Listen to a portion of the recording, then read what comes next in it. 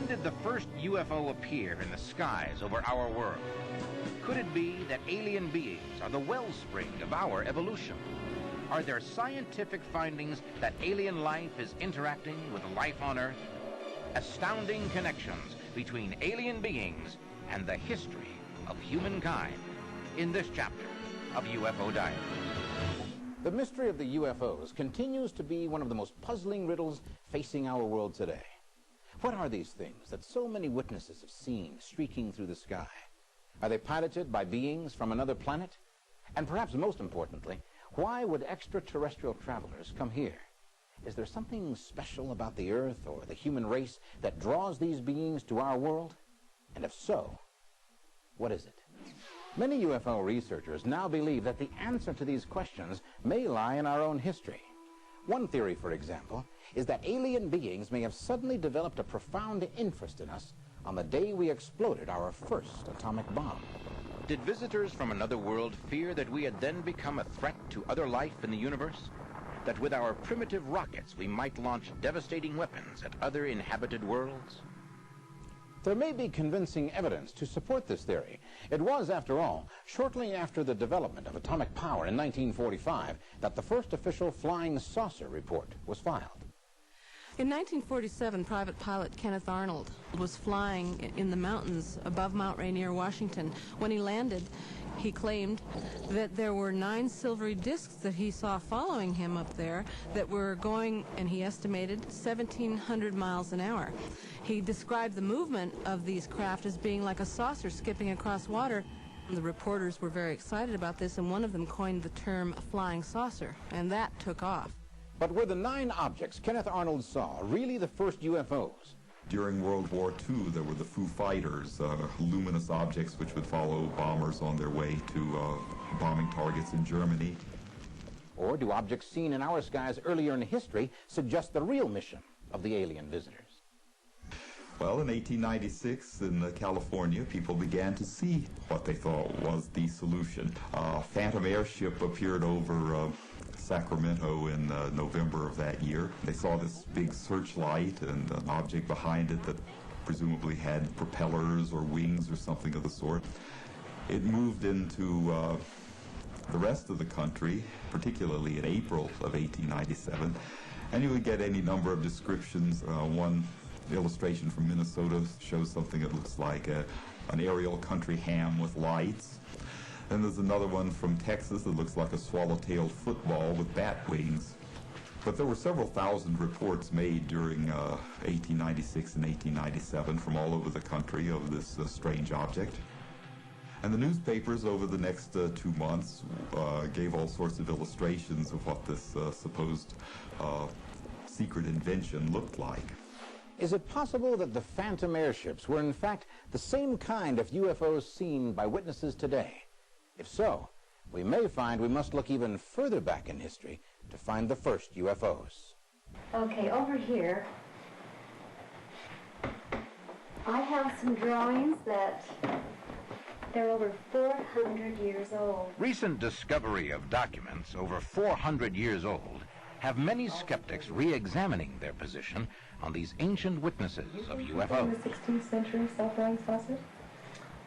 Whoever did these drawings apparently saw something. There were sightings in the 16th century as well, and these were usually ascribed to religious portents, signs from God. In August of 1566 in Basel, Switzerland, these large black globes floated in the sky, and in April 1561, these objects appeared over Nuremberg. When we enter into the 16th and 17th centuries, we enter into a golden age of UFO-type sightings. John Calvin said that a miracle happened every day. In one case from 1600, you can see a depiction of what they thought burning beams in the sky looked like, probably much more artificial looking in the illustration than they really were to observe, but they were the kind of thing that people became quite excited about in those days. Will we ever find the very first UFO sighting? How far back into human history can we search without learning of strange objects seen in the skies? People have seen some kind of strange objects in the sky for as long as we have any human records.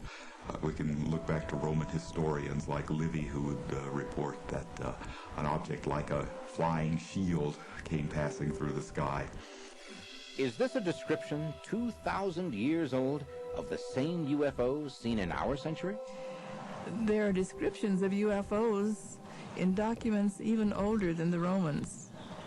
Do you have anything even older? If you wanted to... Prior to the 16th century, most written records concerned religious problems. I do. And here, the texts abound with rich descriptions of visitors from the skies. In this, it's called the Mahabharata.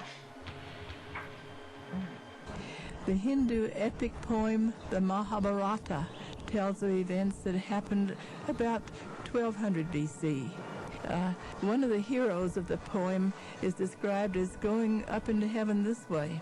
On a gigantic beam of light which shone like the sun, and whose noise was like the thunder of a thunderstorm. A liftoff. Whoever wrote this witnessed some kind of a ship blasting off over 3,000 years ago. Well, it's just a poem. You don't think that men from outer space would have left more than a few drawings or a few poems. Did the author of that ancient text witness what we would call today a blastoff? Supposing for a moment that space travelers have visited Earth for thousands of years, would they not have left some proof of their existence, something besides stories and drawings of strange objects in the sky? Many UFO researchers believe that exactly this kind of evidence can be found on the plains of Nazca in southern Peru. These lines are probably 2,000 years old, but the resemblance to a modern airport is quite striking. In some cases, the Nazca lines, for instance, they're described as being runways, but they're simply long, straight lines gouged in the desert, and there's no way any kind of an airplane could land on them and survive. Are the markings on the plains of Nazca the remains of the busy airport they resemble? If so, they suggest a large volume of traffic, perhaps hundreds of space vessels coming and going. If alien spacecraft then in use are like the ones they're using now, they would not have needed runways. Perhaps these are some kind of navigational markings, because they're visible only from the air. If so, what were the interplanetary travelers bringing to Earth? Or what were they taking away? Could it be that they had a specific plan that included the inhabitants of Earth? If travelers from a distant planet have been visiting our world for centuries, the possibility exists that they were not here as casual observers. Could the alien visitors have had some deep interest in human development? And if so, how much of our history was affected by beings not of this Earth? I believe that there is substantial evidence that we were visited in ancient times by beings who wanted to help us to advance and progress. In Istanbul, for example, there is a strange map which had been made by the 16th century Turkish cartographer Petra and Chichen Itza. And you say the Petra map was made in 1513? If it has been dated accurately, this map was made in 1513, only 21 years after Columbus reached the Americas. Quite a complete map for that time. They show that Antarctica is a continent, a fact we didn't learn until the 19th century. I mean, look, this map shows mountains in Antarctica. And this map even shows mountains there that were not discovered until the 20th century. Did this early cartographer get his information from someone who had seen our world from outer space? And is it significant that Petra-Reis's extraordinary map came into being just at the time European civilization was beginning a vast expansion? Could alien beings somehow have taken an interest in the course of human progress? If so, their involvement may have been vast and far-reaching, including many scientific advances literally handed down from the heavens. If you have doubts that some culture far in advance of ours has been helping us along, you should look at some of the cultures of Mexico and Central America. You'll see, for example, a pyramid in Yucatan called El Castillo, the castle. Twice a year, exactly on the spring and autumn solstice, the sun aligns across those steps in such a way as to cast an eerie shadow. the image of a giant snake crawling down the pyramid. The snake represents Kukulkan, the Mayan god who supposedly created all life on Earth. Local legend has it that Kukulkan himself ordered the pyramid at Chichen Itza built in this way. But why would the serpent god command such a structure to be built? And why was it carefully constructed in such a way that the serpent image appears, as if by magic, twice a year? The Mayan pyramid works as a calendar.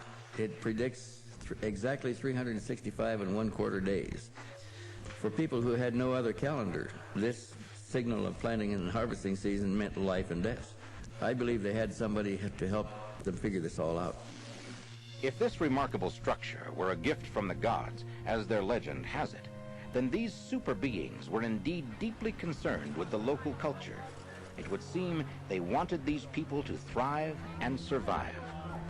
We have to consider this. Around 600 AD, they abandoned their cities, crops, and everything and moved north. And there was no war, plague, or famine. They simply moved as though someone had told them to move. Was the Mayan nation deliberately raised in this controlled environment and then set out to share its advanced knowledge with the rest of the region? Isn't it more reasonable to believe that the Mayan people were simply more advanced than we've thought? That they achieved scientific wonders without any outside help? But we have to take into account the stories told by so many of the native cultures of how their races were visited by beings who came down from the sky to visit and help them. Is that it? That's it. Still here. Take, for example, this carving in the Mexican temple at Palenque. It is supposedly related to that culture's stories of how it came to be, of how they survived all these years. I'll have to admit, it does look familiar. The resemblance to a modern space traveler is very striking, but might this not also be mere coincidence? If so, then the mystery only grows deeper when we learn that many researchers believe this sculpture represents Kukulkan, who came down from the sky and gave mankind many technological advances, including the calendar. And yet many researchers remain unconvinced that these artifacts prove mankind has been frequently visited by extraterrestrials. Skeptics claim that this so-called evidence indicates a technology very much like ours in the 20th century, with smoke and flames, airport runways, pressure suits, and so on. All of this looks like the kind of technology we use today. Could beings from another world have made visits to Earth using rockets and planes similar to those we use today? If so, they would have to have come from somewhere nearby. It seems improbable that beings light years away would drop in on us, but visitors from one of our neighboring worlds, that's something else. But if that is true, which neighboring world? Could it be that there is another planet, one we have yet to learn about?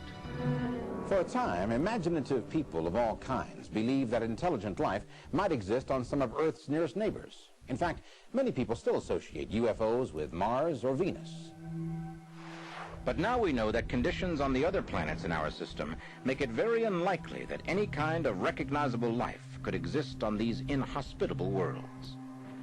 And so the notion of Earth being visited by creatures from nearby planets now seems utterly impossible. Or is it? Zecharia Sitchin has dedicated years of study to the belief that this world's most ancient visitors came from a planet in our own system. I believe that the answer to most of our questions about extraterrestrial visitors lies in the ancient records of the Sumerians. The Sumerian civilization emerged in what is now Iraq about 6,000 years ago.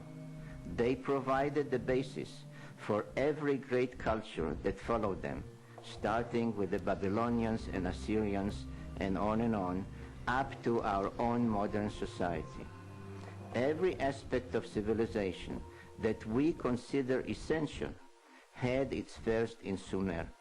Writing and mathematics, the wheel, the kiln, brick-making, high-rise buildings, kingship, codes of law, astronomy, and much, much more.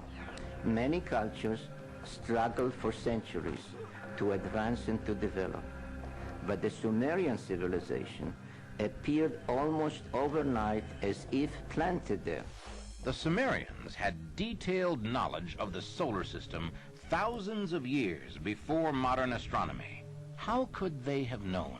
Most amazing was the Sumerian knowledge of astronomy.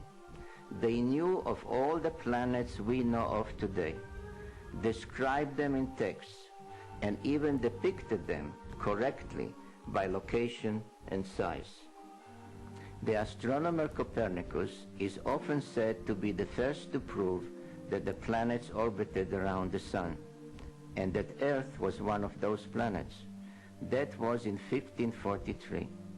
But the Sumerians said the same thing 5,500 years earlier. Even more amazing, they described Uranus and Neptune as blue-green twins. Modern science was unable to closely observe these planets until 1986 with the flyby mission of the Voyager probe that found them to be blue-green twins exactly as the Sumerians had described them thousands of years earlier. Was this a fortunate choice of words for an imaginative Sumerian writer? Or was it based on information from someone who had seen Uranus and Neptune at close range? And does this mean we found the first UFO 6,000 years in the past? The Sumerian texts, such as this one, explicitly state that all their advanced knowledge came from those whom they called Anunnaki, literally meaning those who from heaven to earth came. But where did these visitors come from? Did the Sumerians leave any clues to the origin of the Anunnaki? Ancient Sumerian writings describe a planet orbiting the sun on an oblique to the others, and of such a long orbit that it only makes one complete circuit every 3,600 of our years. They call this world Nibiru, and it was from that world that the Anunnaki came. If this theory is correct, it suggests how an inhabited planet, called Planet X by astronomers, could have once been close enough to Earth for the Anunnaki to reach us with some kind of short-range vehicles. Does this explain how alien explorers might have come to Earth in spaceships, not too different from those we have today? And if there is a planet such as the Sumerian texts describe, has it not passed by Earth time and time again? My study of history shows several time periods during which mankind's knowledge and progress seem to have suddenly leaped forward. And they do seem to be about 3,600 years apart. To me, this is highly suggestive that the Anunnaki have taken advantage of their proximity to Earth on several occasions and have helped us to advance and progress every time. Has human progress been periodically boosted by the race that started our earliest civilization? Or are we part of a cosmic science experiment? But why would an alien race be so willing, even eager, to help advance the course of human progress? Could it be that we are somehow part of them? We're exploring the theory that travelers have come to Earth throughout the ages, arriving from a hidden planet in our own solar system.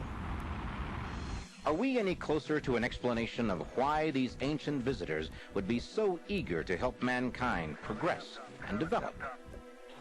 It seems very likely that these space travelers, thousands of years ago, wished for our race to survive for the same reason we wish our children to survive.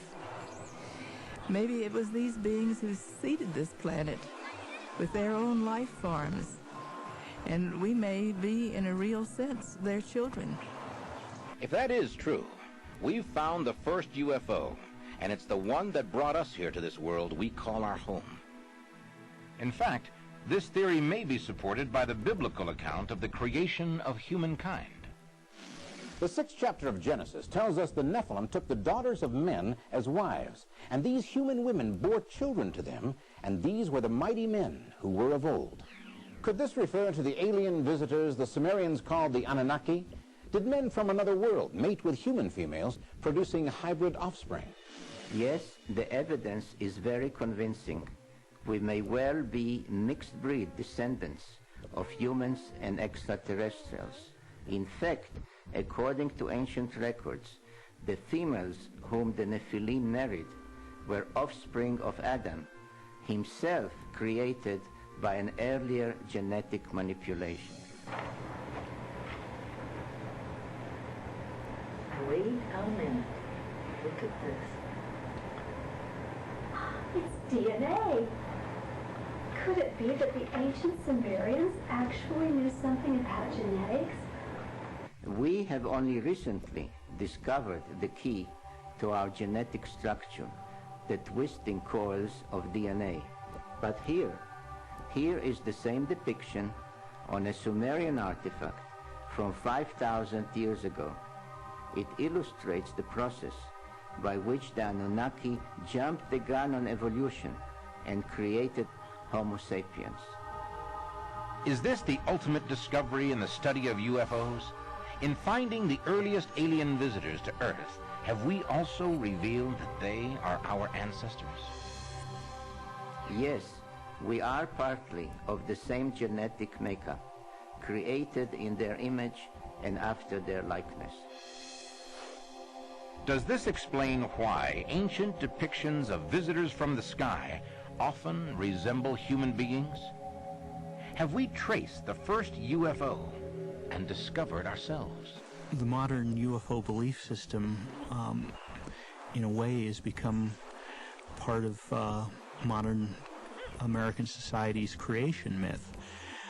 You have these all-powerful beings who are responsible for everything we do not understand.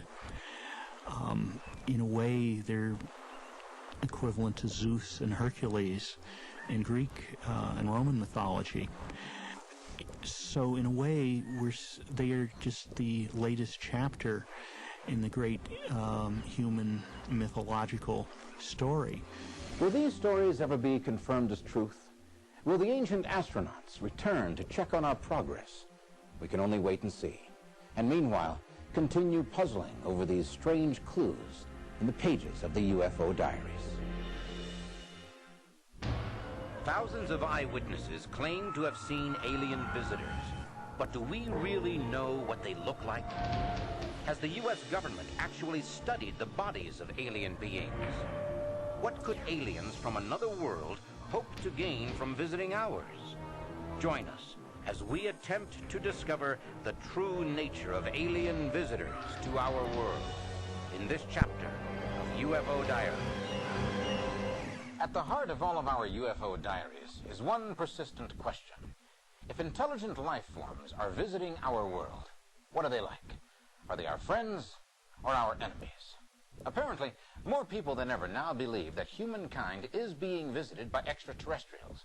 Their opinions have been molded by what appears to be an overwhelming body of evidence, from reliable eyewitness sightings of UFOs to strange marks left at landing sites, to stories of face-to-face contact with beings from another world.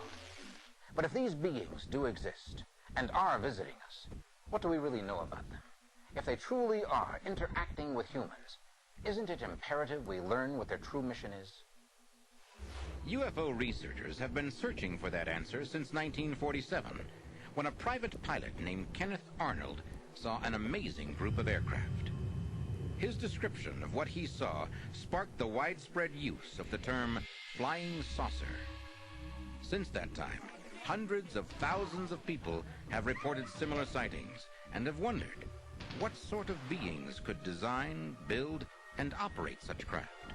And why have they come here? Then, in the summer of that same year, an incident occurred that many people now claim should have provided a final answer to the mystery of the flying saucers. We know that some sort of extraterrestrial object crashed in New Mexico in July of 1947. But according to the first-hand witnesses, it was no vehicle made on Earth. Apparently the bodies and the metallic debris were impounded by the military. If all of this is true, and the evidence strongly suggests that it is, then our government, for some reason, has taken the stance that the general public must not be told the truth. But why?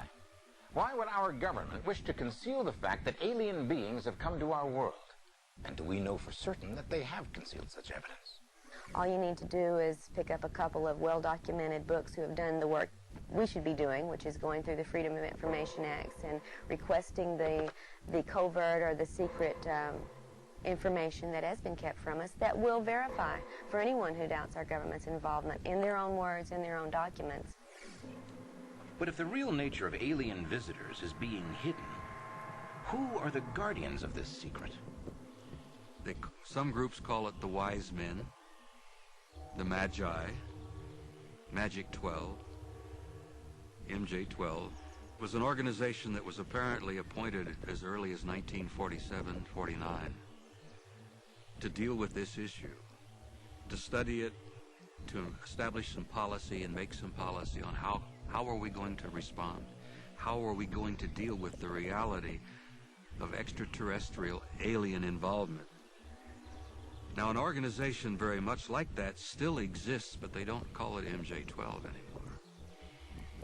It is literally a multinational, multi-agency, international organization trying to keep the lid on this thing, to keep the cover on it, to control the release of the information. In my opinion, there's a lot of reasons why the government and NASA would want to cover up this situation, but I think there's one main reason that seems to wash mostly for me. In my mind, it starts with the Brookings Institution report in 1961. NASA contracted the think tank in Washington to kind of project what would happen if our planet was to find an extraterrestrial artifact, or even extraterrestrials themselves. The Brookings report concluded that one consequence of our exploration of space might be a face-to-face confrontation with extraterrestrial intelligence.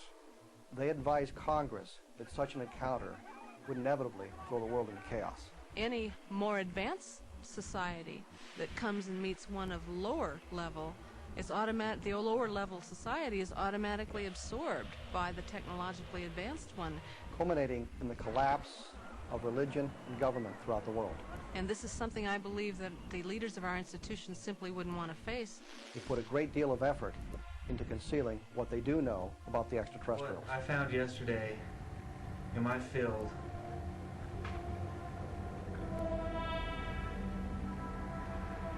was a weather balloon. Was a what? The lie and the cover-up has literally threatened our constitutional process. And that's why I'm involved, why I'm speaking out, why I'm violating my national security oath by doing so. Can this really be true? If there is some terrible secret concerning the true nature of alien visitors, what can it possibly be?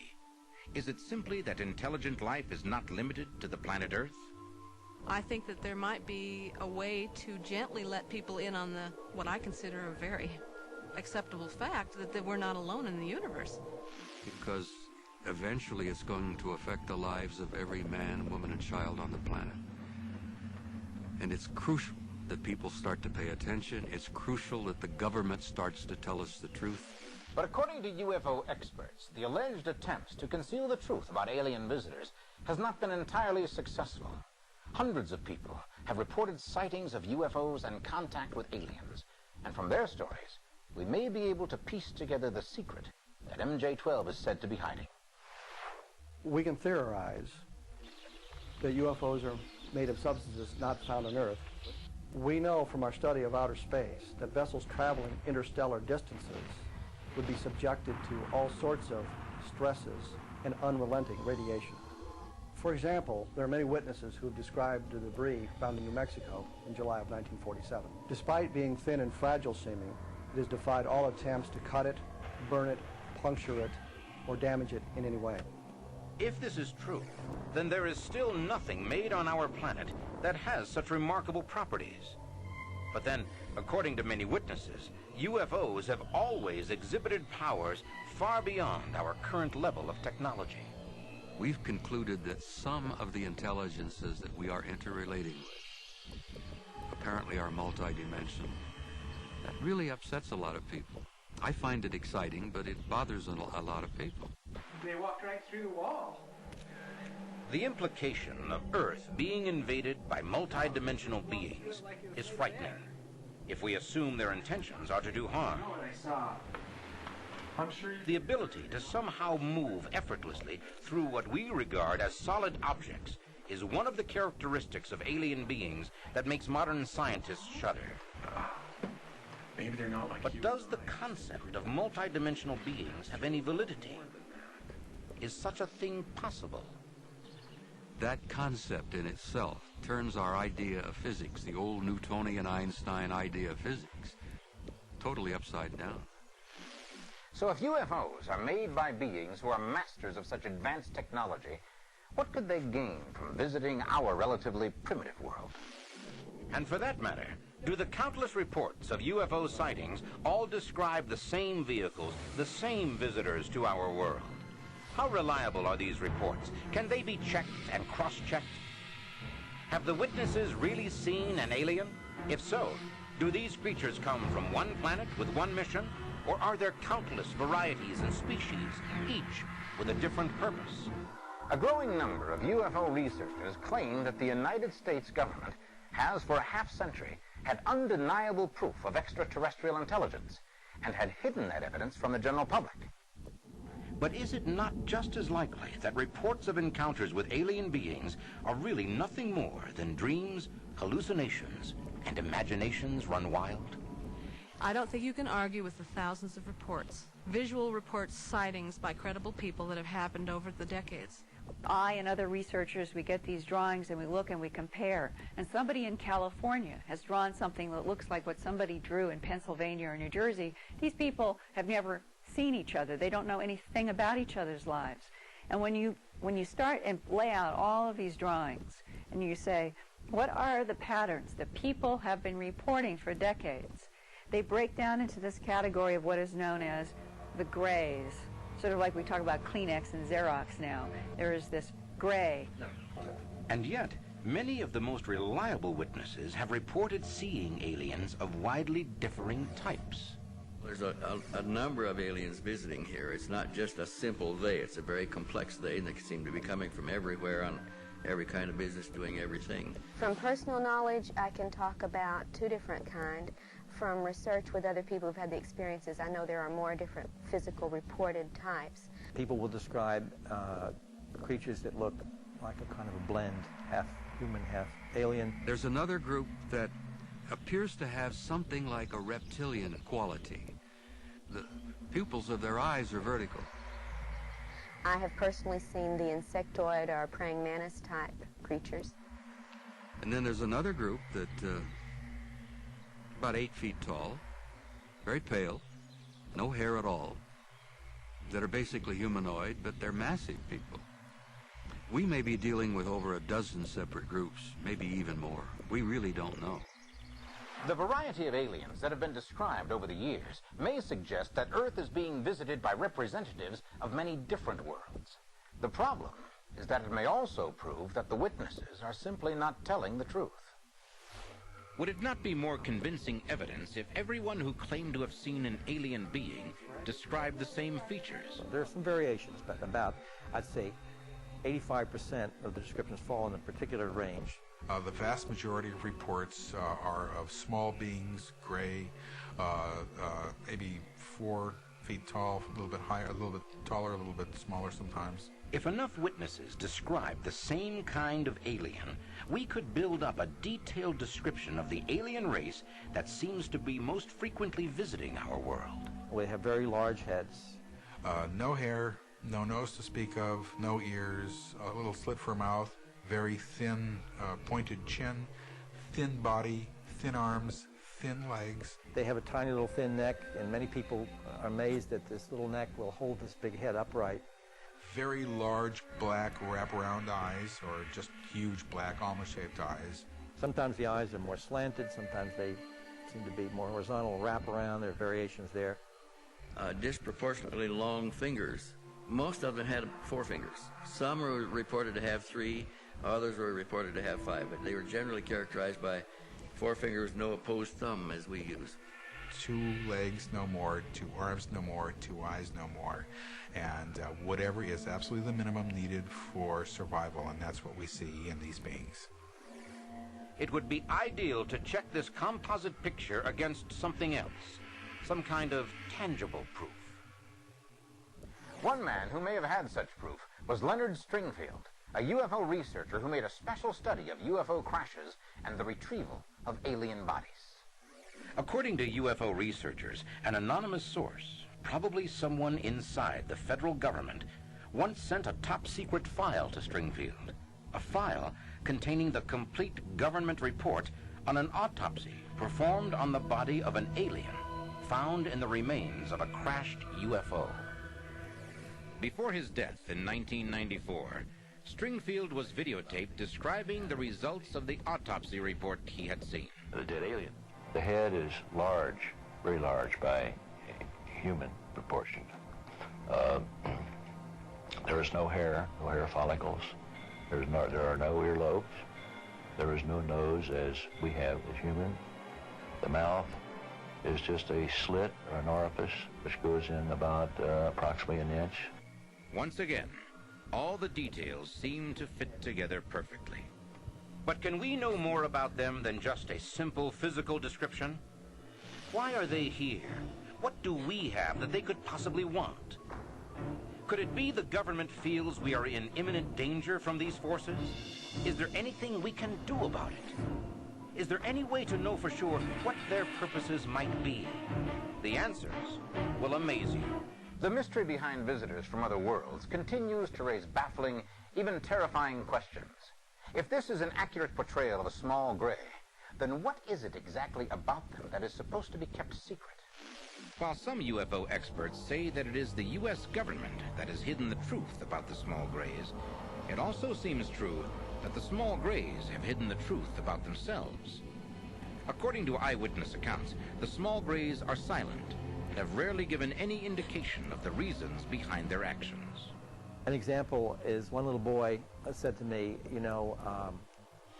when he talks to me, he doesn't move his lips.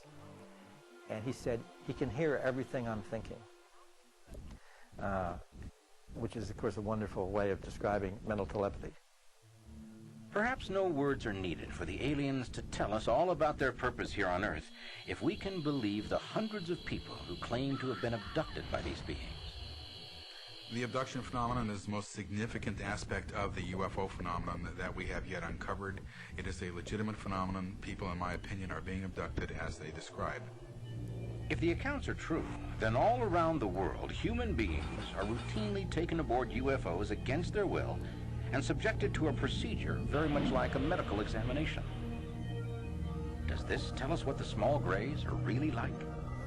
It looks as if they're scientists interested in gathering data, and they have no empathy for the emotional trauma they are inflicting upon their victims. Not unlike our scientists taking a chimpanzee out of the wild, putting a tag in there and throwing it back in the troop to see how it reacts or something like that.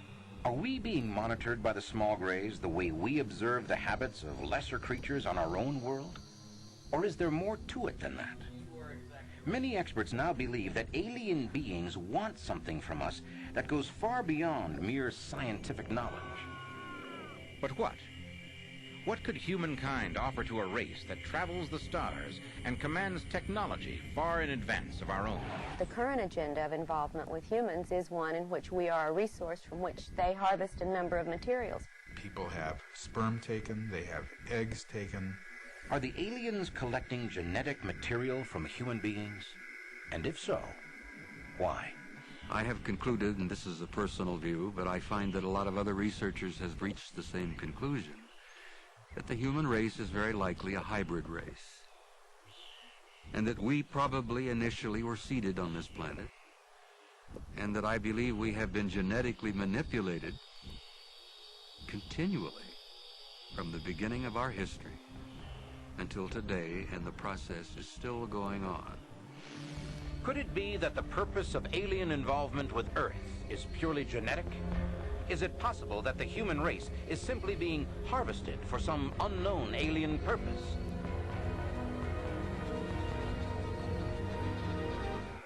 In our quest for the true purpose of alien entities traveling to our world, we have encountered witnesses who claim to have been taken aboard UFOs against their will and forced to be part of an attempt to create a new race of half-human and half-alien beings. But can this incredible sounding story really be true? Well, now these things are not as off the wall sometimes as you think. We feel that the production of these offspring, of the hybrids, is one of the major purposes of the abduction phenomenon, but we don't know exactly why yet. But there definitely seems to be a situation in which this hybridization program, or whatever one wants to call it, has moved into the production of certain people who look very, very human. Now, it's also highly possible that if the aliens can remove a fertilized ovum from a woman, an embryo, and bring it to term in their world that is, let's say, a hybrid, they could perhaps do that with 100% embryos, human embryos, 100% humans. Bring them to term and then raise that 100% human child in the alien environment. And if that person then is part of the alien operation, shall we call it, there would be no way to tell the difference. And former intelligence officer Robert Dean claims that during his tour of duty, he saw evidence that the armed forces knew of 4 alien races actively visiting the Earth, and one appeared to be exactly like us. All of the 4 different groups were humanoid, but only one of them was completely human. And I found it kind of amusing because that seemed to be the subject that bothered the generals and the admirals the most. The idea that one of these advanced intelligences could sit next to you in a plane or a restaurant or in a theater, and you'd never know. But what about the other alien types some witnesses describe? Do they play a part in the agenda of the small grays? There's a small percentage of cases in which people don't see just gray aliens. They see beings that appear to be more reptilian or more insect-like in their appearance. The problem here is that the reptilian ones and the insect-like ones are always seen in company of the great beings. So if they are seeing other beings, they're all working together for the same purpose. So we don't quite know what to make of this small group of other beings that people report. But is this the only possible explanation? Have we learned that humankind is little more than a laboratory animal for the use of extraterrestrial invaders? Isn't it possible that the aliens are here for some friendly purpose? There is not an iota of evidence that they're here to help or that they're here to hurt.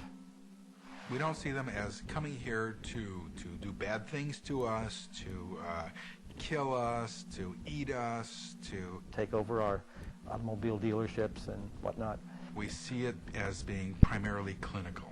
But the current agenda, as far as I'm concerned, is one of harvesting resources from us, much as we would harvest a crop or from a herd of cattle or from whatever, that we are a very useful product. There are physical materials they take from us, and there's emotional and energetic materials that they take from us, and I haven't seen that they've given a whole lot back in trade for this. I think it's a one-way relationship. We're dealing with something that at this point seems incomprehensible to the human mind. It's easy to say anything that camouflages and uses deceit must automatically be terrible. That's the easy conclusion. But if we turn away from it, we can be turning away from perhaps the single most important event that is going to come in the next few years. We're right now in information overload. Right now we know tremendous amounts about this subject, and we are closing in on the ultimate purposes. And I think within the next few years we are going to completely solve this phenomenon, and we are going to know what the entire UFO phenomenon is all about.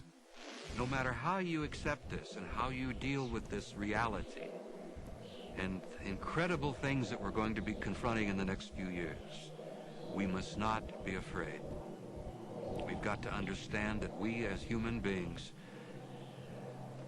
have an undeniable integrity of our own as a race and as a species. And that, I think, will bring us together. There seems to be a consensus among eyewitnesses of what aliens look like. and government documents do appear to confirm that the UFO phenomenon is being monitored by some high-level group.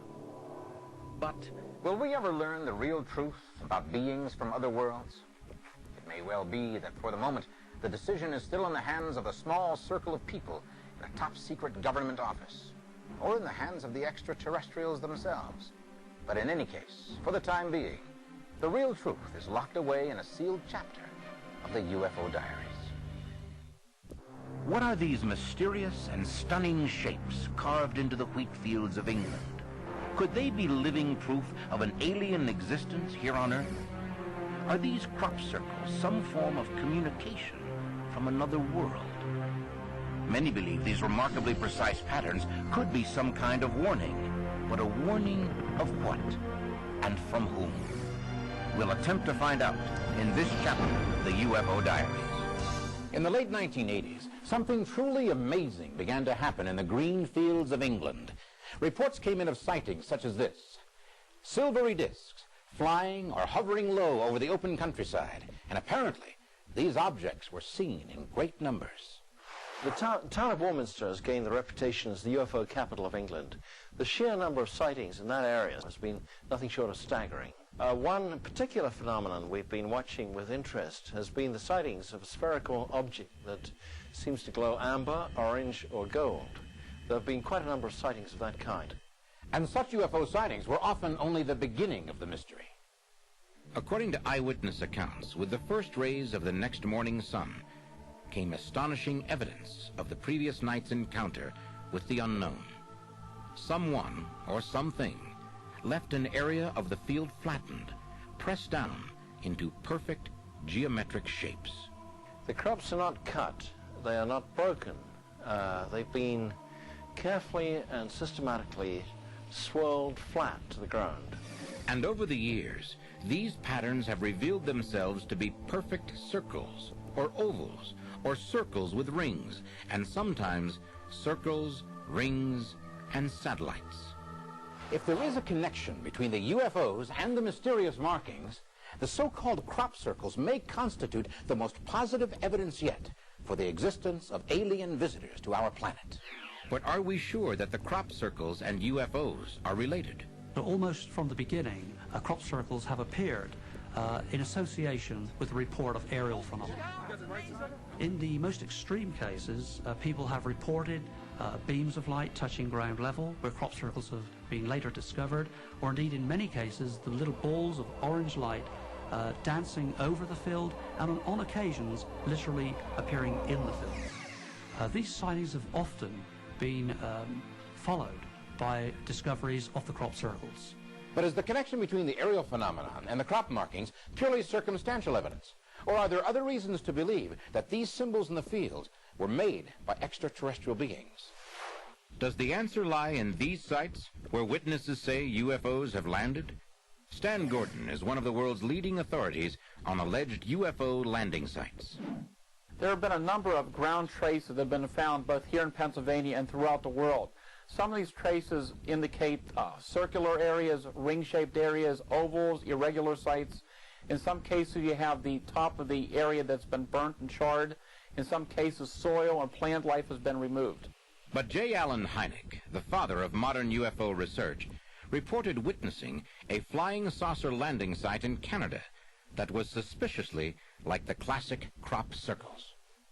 As though on a signal, all 5 of these objects rose straight up, as though on a signal, and where each one had been was a 9-foot circle of matted down grass. Does this mean all such strange circles in the grass have been created by a UFO? Or is there another, more likely explanation that would describe all of these phenomena? The official explanation from the British government is that these crop circles are actually formed by the wind. Presumably, we are led to believe that this is a rigorous wind system which etches the crop circles into the fields. The British government's whirlwind theory appears to have been accepted by everybody concerned, particularly, I think, the public, bearing in mind it in no way fulfills the mechanism which actually forms a whirlwind, i.e. they are formed by thermal inductance and appear during daylight, and or in the lee of a hill. In southern England, we have very few hills, and most of the crop circles appear at night. Are we to believe that patterns as intricate as this are actually formed by some freak of the weather? Look at the way the grain is being woven and these precisely well-deformed edges. Well, no whirlwinds did these things, and it's absolute madness to pretend they did. Does that mean that this pattern had to have been created by a mechanical object, piloted by some intelligent being? There are a variety of other theories about where the crop markings come from.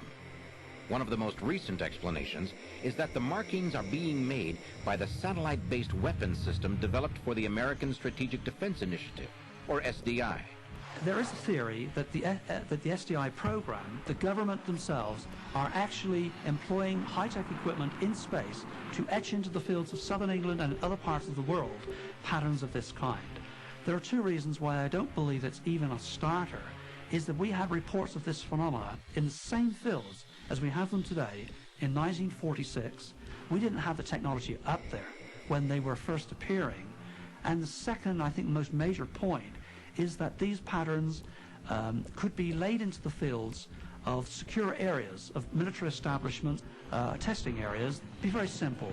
But these are appearing in public areas. Some of them are actually crossing major highways.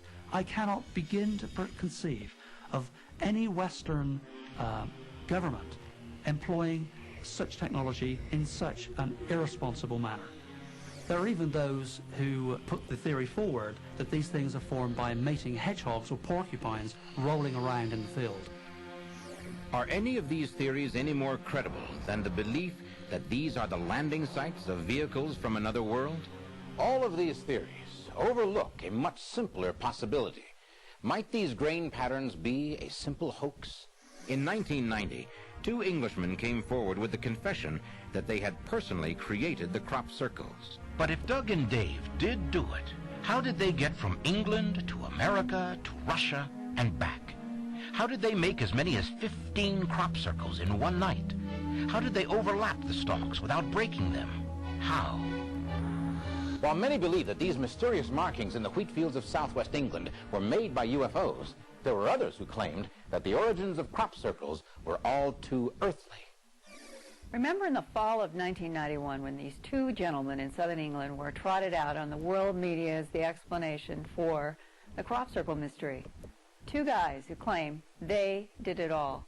According to them, they had boards which they pushed down across the grain, and they just kept walking around in circles or whatever until they'd made the shapes they wanted. All of a big practical joke. And for some reason, the worldwide network media accepted that and announced to the world that the crop circle mystery had been solved. There simply is no way that just two men could have possibly constructed all of these patterns, appearing on occasions 15 per day, without getting caught at it. Plus, if hoaxers went out during the middle of the night just to make this, how on earth would they have possibly constructed a pattern like Barbary Castle during the shortest night of the British summer? It would have taken a team of hoaxers days, and it appeared simply overnight. Crop circles like UFOs are a worldwide phenomenon.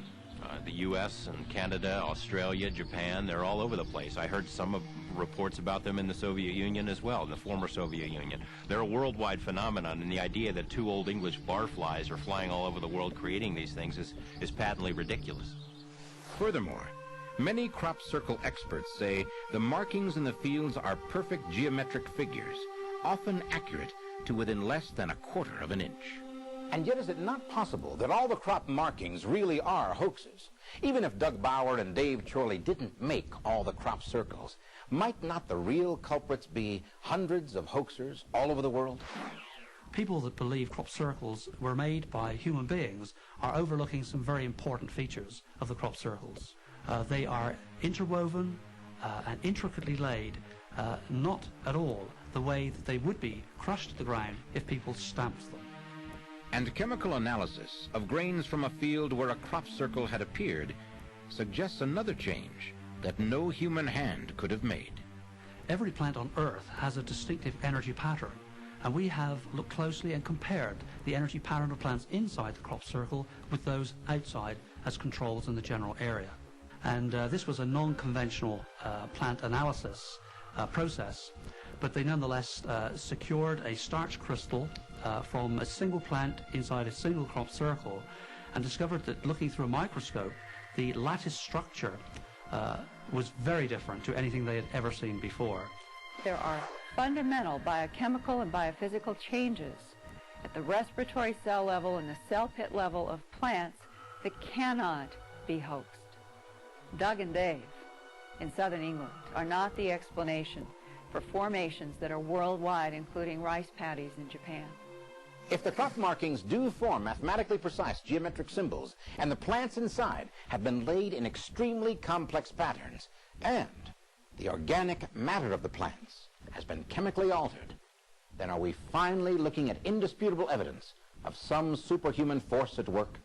Many experts investigating the crop circle sites have detected evidence of intense microwave radiation not present in ordinary fields. Do the microwave traces prove an unearthly origin?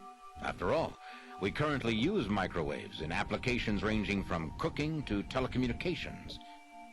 Is it not possible that by some strange set of circumstances, microwaves such as those used for carrying telephone messages have somehow struck the ground instead of their receiving station? This would account for the silent and instantaneous arrival of the crop circles. If that is possible, should we now consider that perhaps UFOs are not necessarily connected with the crop circle phenomenon? And if we do, must we also dismiss photographs such as this? Hundreds of eyewitnesses have seen objects like this one in close proximity to crop circles, or to the place where a crop circle would later be found. Well, I arrived at a field overlooking a wheat field, in fact, where there was a major crop circle at a place called Alton Barnes, very close to Stonehenge in England. There were 8 of us, scientists and engineers, some of whom are employed by the US government here. And what happened, a great surprise, out of absolutely nowhere, swooped a large British military army helicopter, bristling with technology. But he came in very, very close to us. We had no idea what he was up to at the time.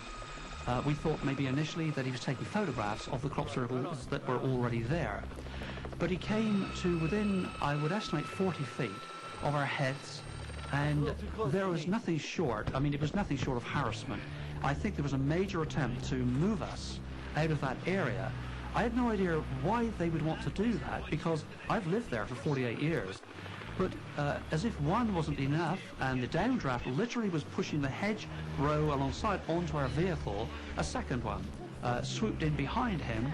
These army helicopters were pushing us, attempting to push us out of the area. As we moved up the highway, as a public highway close to this field, they followed us behind the hedgerow. But then we stopped, and one of them moved away rapidly from us over the top of this large pattern and moved up to approach a small sphere of light, pulsing. I would estimate it was probably 18 inches or so in diameter. It couldn't possibly have missed seeing it, and in one frame of the film has simply disappeared and is now behind the helicopter. The helicopter appears to maneuver itself on its own axis to get a better view of this, because it's been now behind it. And my assumption is that the second helicopter is being told to back his helicopter up as opposed to turn it, and reverses his helicopter until this ball of light is now right in front of him again. And it simply disappears. With that, they hung around the area for just a few more minutes, and both of them made away. It is obviously an assumption. If I were pushed hard on what I thought they were doing, I would be, I think, forced to say that it seemed as if we were unwelcome.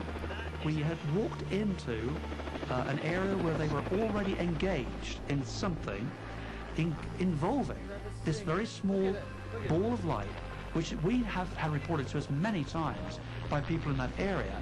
And 2 major patterns were already in the field, and the following day a number of more major patterns appeared in that same area. What is it that the government knows and wants to keep us, the public, at a complete arm's length distance from.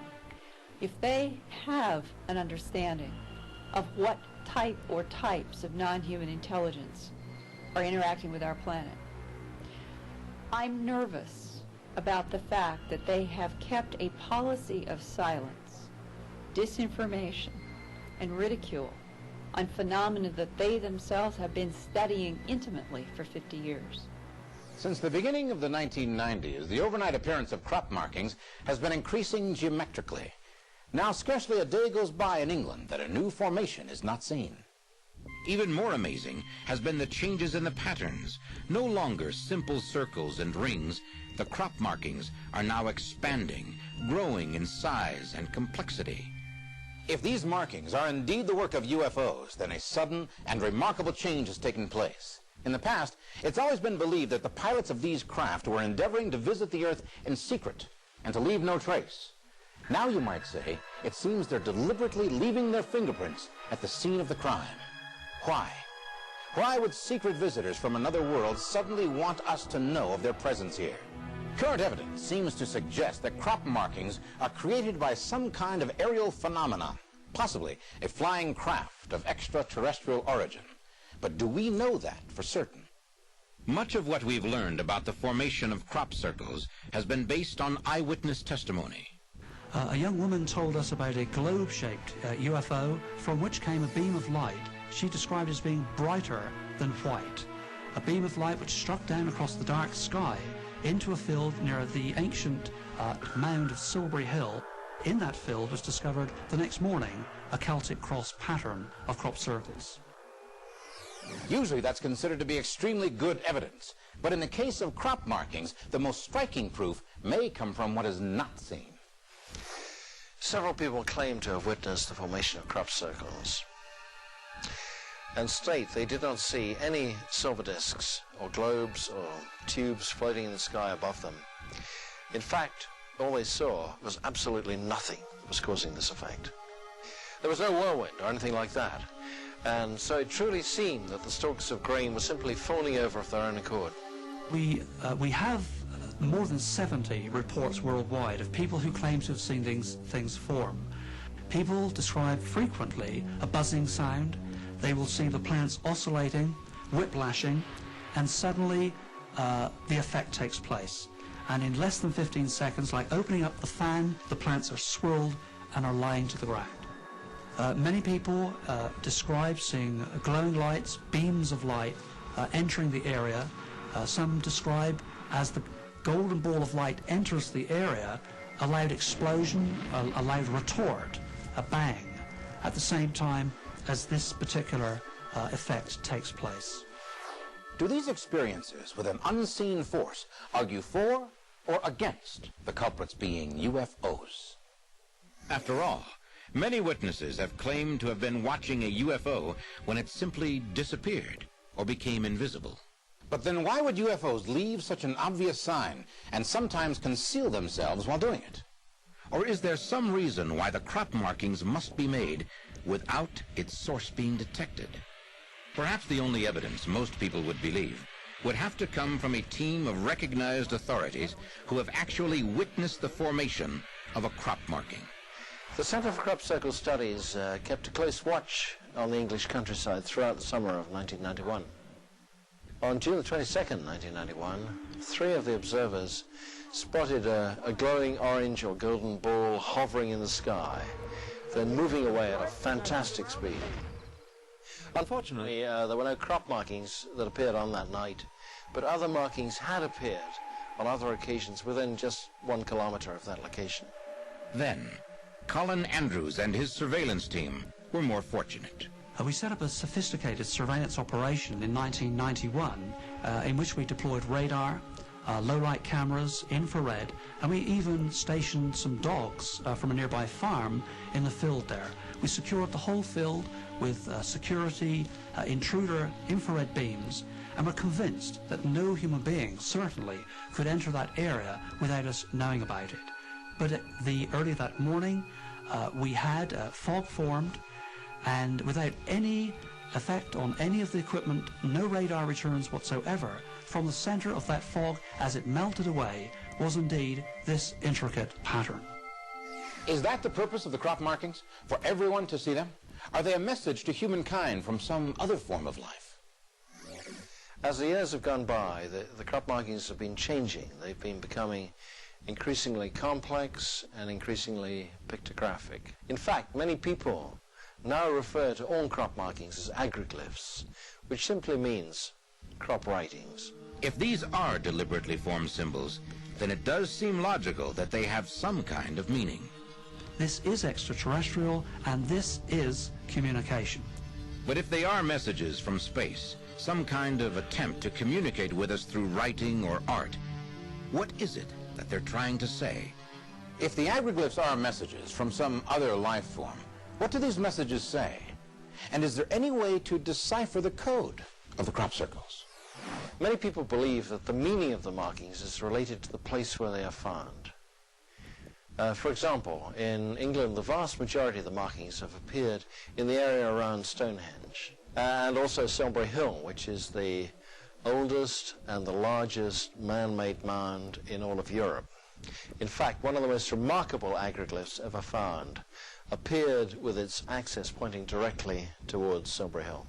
Since we know that Stonehenge and Silbury Hill were the works of an ancient culture with a surprising knowledge of astronomy, we may wonder if whoever is making these symbols in the crops in this area didn't give them this knowledge thousands of years ago. Could UFOs have been common visitors to southwest England throughout its history? If so, it might explain at least one curious coincidence. In the region of the June 1991 sighting of the golden balls in the sky, there are numerous hills that still carry the names they were given hundreds of years ago. Is it significant that one of those was long ago named Golden Ball Hill? It is possible that someone has been trying to contact us for a long, long time, but that we haven't understood how to receive this message. I believe the crop markings are indeed messages, but not perhaps letters or words as we might think of them. I believe they are messages to the subconscious mind, a reminder of some deeply hidden part of ourselves that knows we are just one of many intelligent races in the universe. These extraterrestrials have been manipulating life on this planet for eons. If these are being formed by extraterrestrials, I guess we should at least be comforted in the fact that they have attempted at communication. If these are communiques, what is the message? Are the governments of the world telling us all we need to know? Are we only now deciphering what may be a centuries-old warning? As the crop circles increase in complexity, at some point, perhaps the creators will make themselves known. Can we be certain that they haven't already revealed themselves right here in the pages of the UFO diaries?